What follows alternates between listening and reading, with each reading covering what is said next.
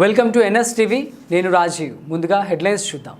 ఈ నెల మార్చి 14న పిఠాపురంలో జరిగే ఆవిర్భావ దినోత్సవ కార్యక్రమానికి శ్రీకాళహస్తి నియోజకవర్గం తరపున పాల్గొనడానికి చేయవలసిన సమన్వయం గురించి శ్రీకాళహస్తి పట్టణంలోని పార్టీ కార్యాలయంలో ముఖ్యమైన నాయకులు, జన సైనికులతో సమావేశం ఏర్పాటు చేసి ఆవిర్భావ దినోత్సవానికి సంబంధించిన పోస్టర్ను ఆవిష్కరించిన నియోజకవర్గ ఇన్ఛార్జ్ శ్రీమతి వినూతా కోట.